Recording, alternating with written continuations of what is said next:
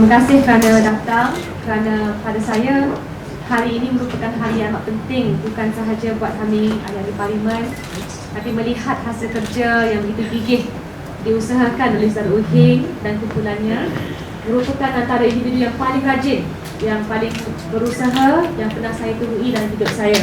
Jadi saya ucapkan berterima kasih beliau. Dan saya fikir kekuatan dan tekad beliau itu amat menakjubkan, lebih-lebih lagi bila memandangkan dari segi parlimen. Dari segi parlimen banyak ugutan, banyak cabaran. Kalau dari segi ahli-ahli parlimen, kita punya cabaran tersendiri. Kalau tim Uhing, mereka dihalau daripada Dewan Rakyat. Itulah cara takut-takutkan untuk memastikan tidak ada ruangan yang diberikan bagi tugasan mereka. Saya masih ingat sampai ahli-ahli parlimen, saya sendiri bersama Dr. Hatta terpaksa bertekak dengan pegawai yang menghalang kami daripada membawa senaskah Belanjawan Pakatan Rakyat 2013. Can you imagine a democracy where we are not allowed to bring our own copy of the alternative budget? Ini baru berlaku kira 2 minggu yang lalu. Jadi pada saya, jangan pandang mudah, bukanlah sesuatu yang you know, mudah untuk beliau hasilkan dengan teman-teman rapat ditanya. Saya mau mulakan rumusan saya seperti diarahkan oleh moderator dengan membaca beberapa petikan sebuah ucapan. Rasuah itu ibarat barah yang perlu dibanteras dan dicabut akar umbinya. Rasuah adalah ibarat api dalam sekam. Selagi kecil ia merosakkan sekam, apabila besar ia membakar alam. Ingatlah amaran keras Nabi Muhammad SAW. Allah melaknat penerima, pemberi dan pengantara rasuah. Dengan memupuk permuafakatan nasional, kita akan mengembeleng kekuatan untuk membina jambatan ke abad 21 dan alaf baru. Jambatan yang kita maksudkan ialah ketangkasan ekonomi dan keadilan sosial. Cita-cita kita untuk menjayakan keadilan ekonomi, membela rakyat dan menegakkan demokrasi didorong oleh semangat Al-Quran. Janganlah kamu merugikan, menafikan manusia terhadap hak-hak mereka. Inilah juga cita-cita yang mendasari konsep masyarakat madani, iaitu masyarakat yang didorong oleh kebebasan, kekuatan moral dan sifat-sifat terpuji. Berikut merupakan ucapan belanjawan Datuk Seri Anwar Ibrahim ketika beliau memegang jawatan Menteri Kewangan tahun 1996. Maksudnya belanjawan untuk tahun 1997. Sebenarnya terus terang, walaupun saya merupakan anak kepada beliau, saya juga terkejut, terkesan kerana perkataan-perkataan seperti keadilan sosial, seperti membanteras rasuah, kita ingatkan mungkin baru diungkap sekarang.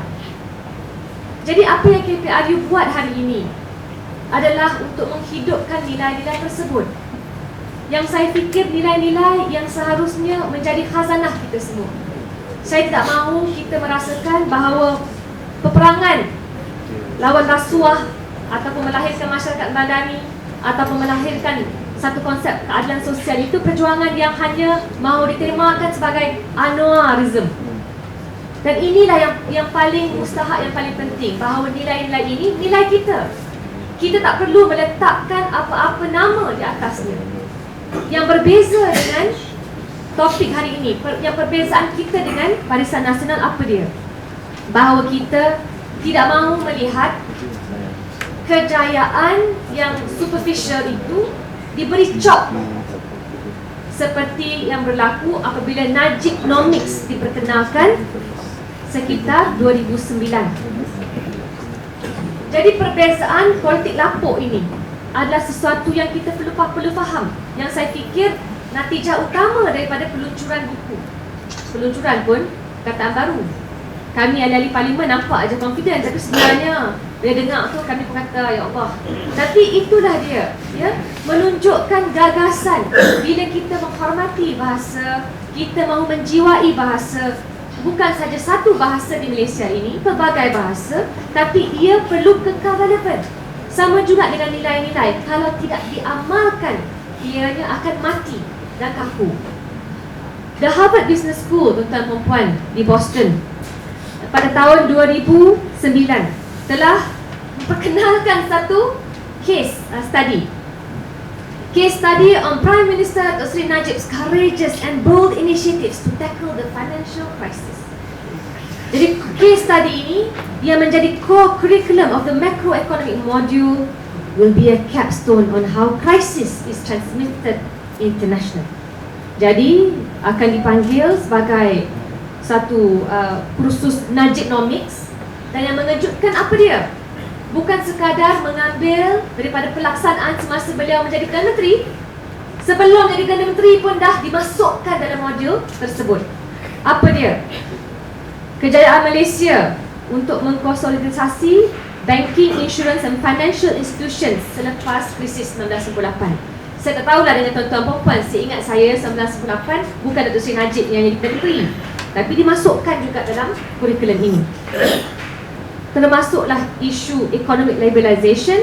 Ini ya kerana Datuk Seri Najib pada awalnya memperkenalkan liberalisation of 27 subsectors pada awal beliau memerintah, termasuklah ASEAN Free Trade Agreement dan World Trade Organization.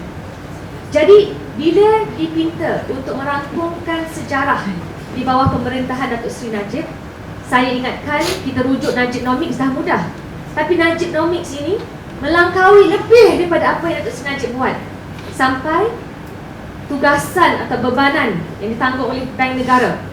Mahu tidak mahu, dalam Pakatan Rakyat kita akui institusi Bank Negara itu, walau dicemari oleh Tan Sri Nur Muhammad Yaakob sekitar the forex losses of 30 billion ringgit, tapi dilihat sebagai memberikan stabiliti ekonomi yang diperlukan untuk Malaysia dalam mengharungi cabaran-cabaran ekonomi. Jadi itu memang kejayaan, tapi bukan kejayaan Najibnomics. Ini merupakan kejayaan Tan Sri Zeti dan Gubernur Bank Negara sebelumnya. Dan saya ingin bangkitkan di sini, bila sebuah era pemerintahan terlalu menumpukan terhadap kejayaan superficial dan seringkali mengungkap laporan-laporan seperti Malaysia Capital and Control written by Rawi Abdullah and Laura Alfaro, di mana dikatakan kejayaan Malaysia memperkenalkan sistem capital control sekitar 1967 itu satu kejayaan yang begitu menakjubkan sampai seluruh dunia berlumba-lumba untuk belajar daripada kita. Itu dulu. Sekarang tentunya mereka dah sedar bahawa Korea Selatan, Indonesia, Thailand yang terpaksa menelan pil yang begitu pahit dan tidak memperkenalkan capital control, khusus Korea Selatan jauh lebih ke depan. Walaupun pimpinan BN berkata Korea Selatan sokong Amerika kerana itu dia berjaya hari ini, pada saya itu dakyah yang memang tak boleh digunakan. Tapi berbalik kepada isu utama yang saya bangkitkan adalah bila kita ambil nukilan dalam KPRU, ia bukan sekadar nukilan yang menggambarkan kejayaan Pakatan Rakyat secara membuta. Ia bukan nukilan yang mahu mengagung-agungkan pimpinan Pakatan Rakyat. Kita di sini perlu berdiri di atas fakta. Dan pada saya itulah khazanah yang kita mahu tinggalkan pada masyarakat Malaysia. Ada ahli parlimen di sini. Ini menjadi bahan rujukan kami. Yang kami bimbang kerana Wadi Khalid Samad telah menyenaraikan kesemua daripada segi hutang 16 tahun defisit berulang, bersambungan, continuously. 16 tahun defisit ini kita juga dibuai dengan mimpi bahawa ianya tak melanggar had limit 55% kepada KDNP. Itu disebut. Tapi adakah kita sedar Tan Sri Syed Mokhtar sendiri, beliau seorang itu memegang 34.3 bilion ringgit. Jadi pada saya tak perlu kita sokong pakatan pun. Tak sokong pakatan pun tak apa, jangan sokong 34.3 bilion hutang terkumpul. Ini tanggungjawab yang harus kita galas, yang harus kita terima. Kerana akhirnya bila diambil kira kesemua hutang dari segi contingent liabilities atau hutang luar jangka, kalau di parlimen saya sebut hutang yang memang akan dijangka, kerana Barisan Nasional Track Record sebagai pakar bailout itu nombor 1. Dia apa-apa bailout, they will be the first one to save the crony. Jadi 34.3 bilion tambah dengan kesemua contingent liabilities yang lain, hutang kita di paras 67% KDNP. Jadi tuan-tuan perempuan, selama ini sukar ya untuk kita meneliti kerana dari segi indeks bajet terbuka pun kita terbelakang. Jadi untuk memberi preskripsi yang terbaik pada saya, bukan mudah untuk melihat belanjawan itu dari segi kacamata hanya bab ekonominya. Dia perlu dilihat dari segi bab politik, dari segi bagaimana media, peranan media itu diberi nafas yang secukupnya untuk membawa keluar skandal, menceritakan tentang rakyat kepada rakyat tentang rasuah yang berlaku ataupun pembaziran yang berlaku. Hatta laporan ketua audit sekalipun, bayangkan sejak Najib mengambil alih, kalau dulu diberikan kepada ahli-ahli parlimen sebelum bajet, kemudian ditunda sedikit seminggu, tak silap saya, sekarang dah 2 minggu tak nampak-nampak pun bayang-bayang laporan ketua audit 2012. Jadi tanpa melihat audit, tanpa melihat pencapaian, tanpa melihat rekod penyampaian semua bantuan, bagaimana kita dapat nilai bahawa Najibnomics ini merupakan sesuatu yang perlu diterima oleh segenap lapisan masyarakat dunia, bukan saja Malaysia. Sekarang dah diajar di Harvard kan. Jadi pada saya di sini, yang paling penting legasinya adalah big pronouncements. Legasi yang saya nampak dan disebut oleh Khalid Samad pada awalnya adalah bagaimana public relations itu dijadikan sebagai keutamaan dalam pentadbiran Datuk Seri Najib. Aku, kemudian FBC Media telah diberikan sekitar 94 juta ringgit untuk kontrak 12 bulan daripada 2007. Malangnya, dengan selepas FBC Media, kita ada media New Labour, dahulunya menasihatkan Tony Blair, tapi dengan kekuatan itu pun nama Najib masih tercorot dalam The Economist. Jadi kita patut rasa kecewa kerana duit kita telah dibelanjakan untuk PR exercise yang akhirnya gagal. Ya, itu juga beri impak negatif. Tambahan lagi, dari segi pronouncement, Datuk Seri Najib ataupun Najibnomics ini, di bawah beliau bajet Jabatan Perdana Menteri telah menaik secara mendadak. Untuk 2010 sebanyak 12 bilion ringgit. Hanya 12 bilion ringgit dibelanjakan untuk Jabatan Perdana Menteri. Saya bezakan dengan White House. Mereka syarikat walaupun bukanlah contoh kegemaran, tapi White House budget for 2011, YB Khalid, you have to hear this before you criticize me. 1.2 bilion ringgit. Jadi kalau kita nak mendabik dada sekarang, saya fikir bawah Najibnomics dia akan mendabik dada kata Malaysia boleh, kita boleh laksanakan belanja lebih besar daripada the White House of America. Ini bukanlah pencapaian yang baik.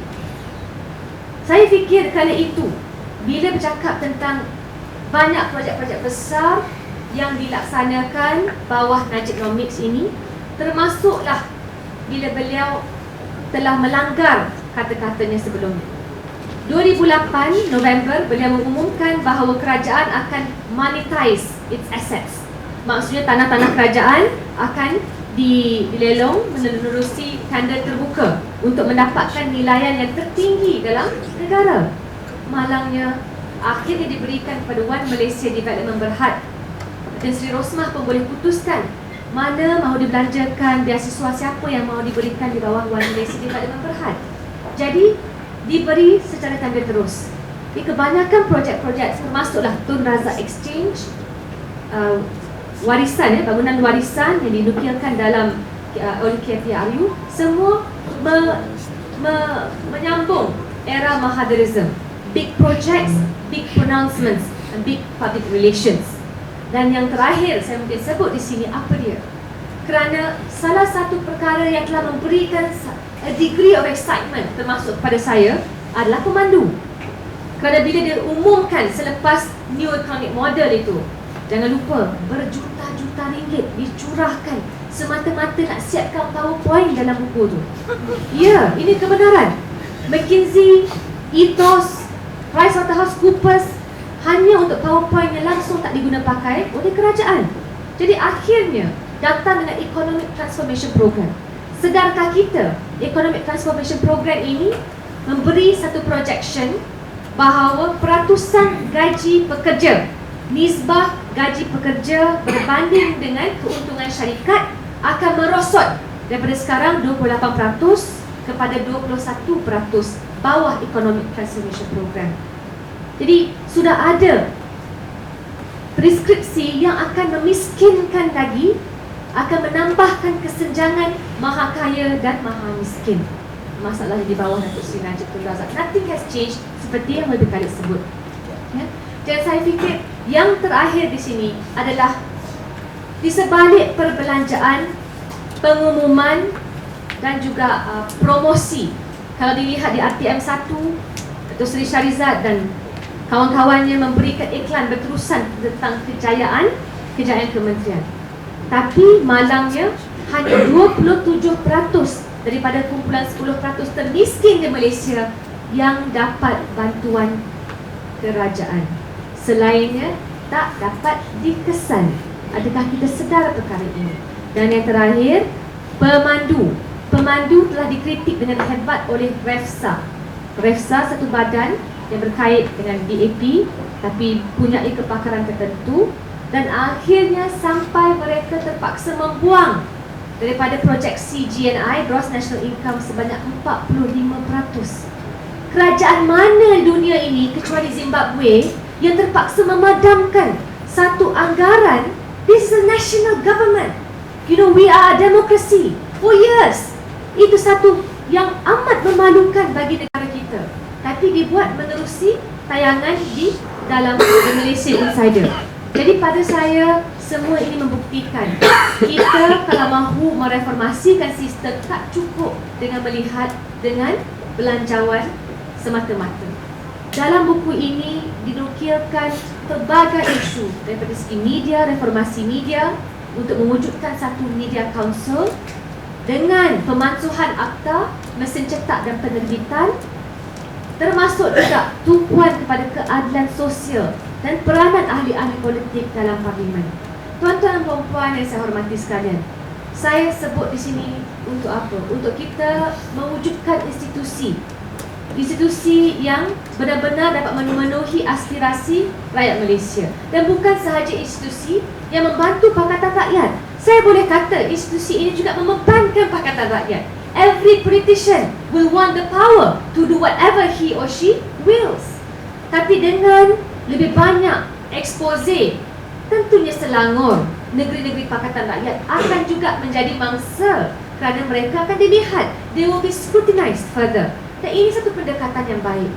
Terus terang saya katakan, akhirnya bila kita sedar tentang apa kelemahan yang berlaku, saya boleh rumuskan bahawa rakyat tidak boleh, bukan sahaja mahu KPRU melihat dengan jelas kelemahan Barisan Nasional, tapi rakyat juga mahu institusi seperti KPRU untuk sentiasa menjaga setiap sen wang perbelanjaan rakyat, supaya we can be confident that our leaders are approving bills, approving budgets that will not make us suffer.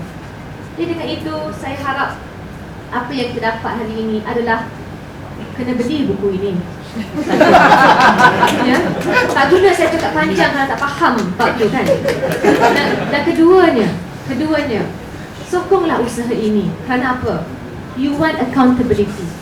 Bila banyak perkara termasuk menerusi UHIM sebenarnya, saya dapat tahu bahawa laporan Ketua Audit Negara telah menyiasat pengurusan PT-PTN dan menyedari dalam ledger PT-PTN, semasa account ledgers, mereka tak dapat menjelaskan 24.42 bilion ringgit. They cannot account for that amount. It is in the laporan PT-PTN 2010. Jadi pada saya, we are not only having a fiscal deficit, we are facing a moral deficit. So dengan itu, bagaimana you boleh agak pelajar untuk bayar? Jadi pada saya, pengurusan pertamanya, bila kita nak arah orang menghormati perjanjian, pertamanya, keep your accounts in order. Keduanya, make sure your credibility remains intact. Ketiga, jadilah pemimpin yang bercakap benar. Kalau menipu setiap masa, siapa nak percaya?